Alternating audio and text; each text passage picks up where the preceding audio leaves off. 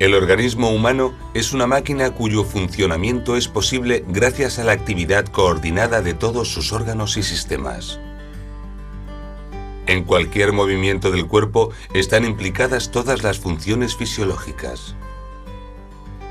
El cometido de esas funciones, físico-químicas, circulatorias, respiratorias u hormonales, es transformar una energía en otra.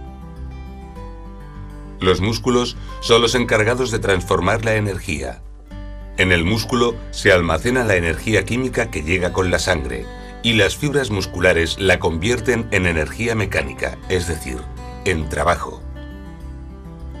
En la actividad diaria habitual se desarrollan tres tipos de trabajo, de forma simultánea o alternativa. El trabajo estático se efectúa cuando no se realiza ningún tipo de movimiento. En esas condiciones se produce tensión muscular. Si esta tensión es alta, enseguida sobreviene la fatiga. Si es baja, puede mantenerse de forma prolongada. El trabajo positivo implica acortamiento de las fibras musculares. La mayor o menor capacidad para producir este trabajo está limitada por la masa muscular y la aptitud individual. En el trabajo negativo, los músculos resisten fuerzas externas alargándose.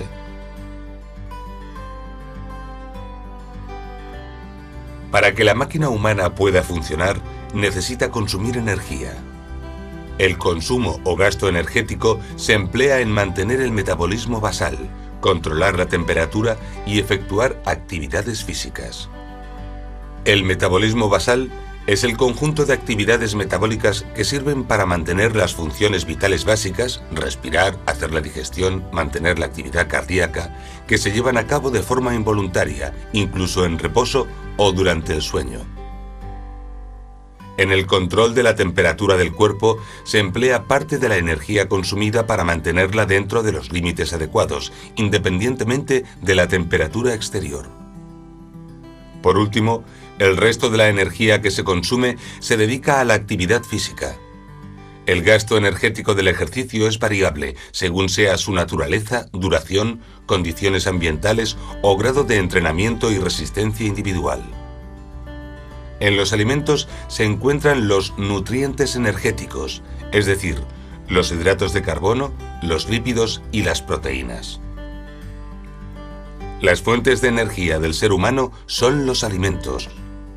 Estos proporcionan al organismo el combustible necesario para desarrollar trabajo, las sustancias imprescindibles para poder utilizarlo y los elementos que sirven para reparar y sintetizar los tejidos. Los hidratos de carbono son la fuente más importante de energía para el ser humano. También se les llama azúcares y están formados por unidades moleculares, monosacáridos, que pueden agruparse en dos o más moléculas, polisacáridos. Su forma de reserva en el hombre es el glucógeno, que se almacena en el hígado y músculo. Los lípidos o grasas constituyen la forma de reserva energética más importante del organismo. La unidad más simple son los triglicéridos. En el ser humano, la grasa supone un 15% del peso corporal en los hombres y un 25% en las mujeres. Su función no es solo energética, sino también estructural, protectora y metabólica. Las proteínas no se almacenan ni contribuyen directamente en forma apreciable al aporte energético. Su unidad básica son unas moléculas llamadas aminoácidos. Tienen funciones plásticas, de regeneración y conservación de las células.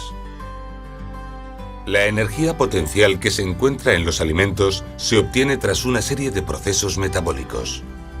Si la dieta es equilibrada, cada nutriente realiza su función y solo suplantará a los otros en casos de esfuerzos físicos intensos o ayuno prolongado.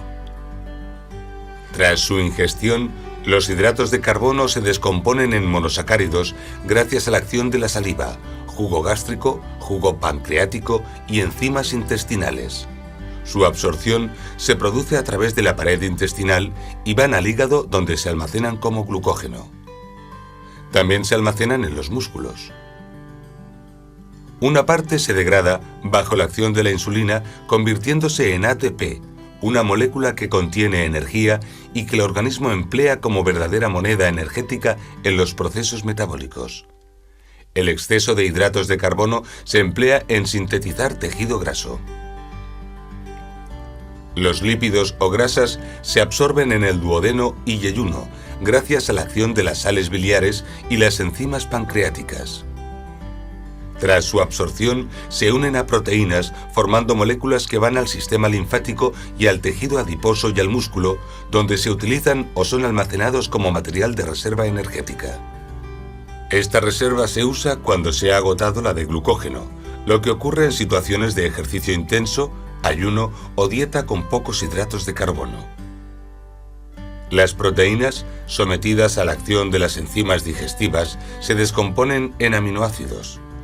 Estos se absorben y pasan a la circulación sanguínea, llegando hasta el hígado, donde se usan para sintetizar proteínas, enzimas u hormonas. Las proteínas no se almacenan, pero en caso de necesidad pueden utilizarse como fuente de energía e incluso convertirse en glucosa. El trabajo aeróbico se produce gracias al oxígeno tras la combustión de las sustancias nutritivas que llegan a los músculos con la sangre. El trabajo aeróbico se efectúa durante el ejercicio estable, cuando los procesos de oxidación, la respiración celular, están en equilibrio con la ventilación pulmonar. Si el trabajo aumenta, ejercicio intenso, aproximándose al máximo trabajo que puede efectuarse de forma estable, los músculos usan la reserva energética de los depósitos de glucógeno. La capacidad para realizar trabajo duro está relacionada con la cuantía de esta reserva. En ejercicios musculares muy intensos o súbitos, cuando el aporte de oxígeno por la sangre no es suficiente para producir energía, se efectúa trabajo anaeróbico. La energía necesaria se obtiene del glucógeno o la fosfocreatinina, ya que el oxígeno no puede llegar al músculo en la cantidad necesaria. En estas condiciones se acumulan sustancias que inhiben la capacidad de contracción y dan lugar a la fatiga muscular. El límite de resistencia en el trabajo anaeróbico está relacionado con la reserva muscular de glucógeno. El suministro de oxígeno depende de su presión y concentración en el aire atmosférico. El 20,93% de la atmósfera es oxígeno. La presión total que ejerce la atmósfera a nivel de mar es de 760 milímetros de mercurio y la presión parcial del oxígeno atmosférico es de 159 milímetros de mercurio. Tras la inspiración, el aire se satura de vapor de agua y en la tráquea la presión del oxígeno es unos 10 milímetros de mercurio menor que en la atmósfera. El aire que llega a los alvéolos contiene un 14,5% de oxígeno y su presión es de 103 milímetros de mercurio. La diferencia de presión a uno y otro lado de la pared alveolar hace penetrar al oxígeno y salir al dióxido de carbono. El oxígeno atraviesa la membrana de los alvéolos y pasa a la sangre en un proceso de intercambio que dura menos de un segundo. Una pequeña parte del oxígeno se disuelve en la sangre, pero la mayoría de las moléculas de oxígeno son transportadas por la hemoglobina. La hemoglobina de los hematíes capta las moléculas de oxígeno convirtiéndose en oxihemoglobina. Al llegar a los tejidos, la oxihemoglobina libera el oxígeno que pasa a través de la pared capilar y entra en las células. Las células liberan dióxido de carbono que es captado por la hemoglobina, carboxihemoglobina, y llevado de nuevo hacia los pulmones. La mayor parte del dióxido de carbono se combina con agua y llega al pulmón como bicarbonato. En el interior de las células, el oxígeno es captado por las mitocondrias.